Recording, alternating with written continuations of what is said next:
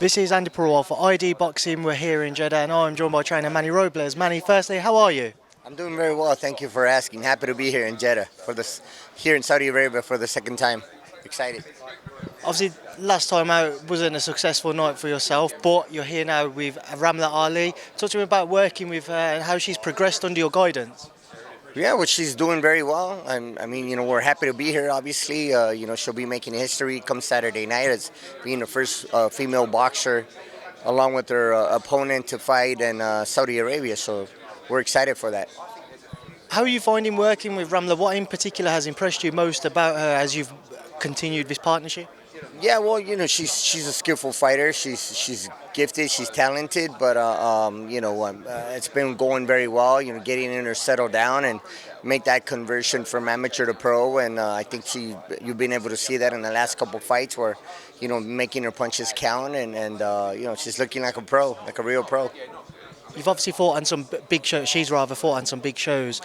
Doesn't really get as big as Usyk AJ2 at this moment in time. So what are you hoping that she shows everybody on Saturday night to make the most of the exposure that will be given to her?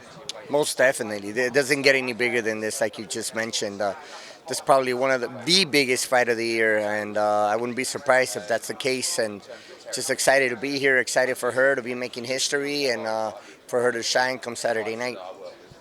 For yourself now, Manny, obviously when you're looking at Ramla and her career and how it's going to progress, where next for her? Because we've seen kind of a female side to the sport. They can be moved very quickly towards world honours. Is it something you guys have spoken about internally as a team? Yeah, most definitely. But we can't look past this fight come Saturday night. She's got a tough opponent in front of her, and we gotta get through this obstacle first. And it's not winning; it's how you win. So she's got to go out there and shine, look good, and look forward to bigger and better things. As you mentioned, this is your second time in Saudi Arabia. Last time you was in the corner with Andy Ruiz Jr. when he lost the Unified Championship to Anthony Joshua. Now you're here on the undercard of Anthony Joshua trying to reclaim it from Oleksandr Usyk. Just want to get your thoughts on that headline event. What do you make of it?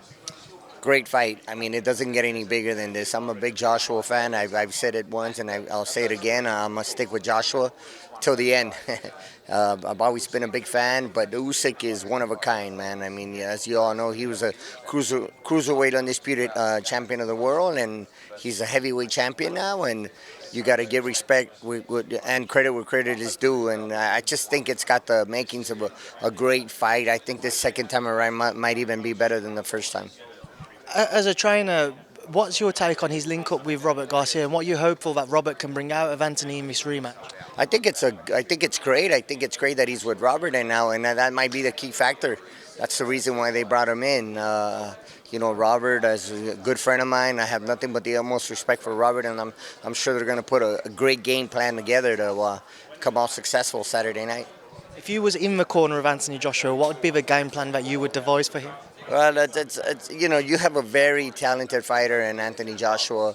Probably get him to be more aggressive and just take command of the fight and use his size, use his strength to walk down his opponent and have the fight go his way.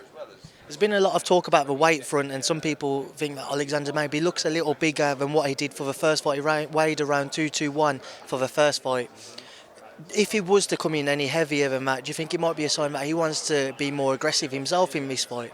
Everybody's got to make adjustments. Both teams have to make adjustments. Both teams saw different things that they can adjust and maybe come with a better game plan. I'm just like you mentioned with Joshua and Robert Garcia linking up, and I'm sure they're putting up a great game plan together. Well, so is Usyk. We've all been able to see that Usyk is looking bigger. Maybe he's looking to notice something in the first fight where he's looking to stand in front of Joshua and make it a fight. Obviously, I'm the Andy Ruiz Jr. front waiting for his ring return, but there's a lot of talk about a potential fight with Deontay Wilder. What would you make of obviously your former fighter? What would you make of a potential fight? I think, yeah, and I've said it once and I'll say it again. I think if Andy Ruiz really focuses on the game and this is discipline, there's no doubt in my mind that he can become a world champion again. But he's got to want it. He's got a tough task ahead of him come September 4th with Ortiz. I think it's going to be a great fight. You know, Ortiz, I mean, he's only lost to Deontay Wilder. And he's always in both fights. He's given Wilder great fights, so I believe this is going to be a great fight, and I don't think anybody should miss it. Just on that front, on the Ruiz Ortiz fight, what's your prediction or expected outcome from that? It's tough to say. You know, just like Usyk and Joshua, these are fighters, two heavyweight fighters that are at the elite level, and so it's hard to pick a winner. But if I had to pick someone to win, obviously I would have to pick Andy Ruiz. Right, Manny, I appreciate your time now. I leave you to obviously do the rest of the media rounds. Thank you for speaking to me in ID Boxing. You got it. Thank you. Thank you for having me. Thank you, Manny. I appreciate it. Thank you.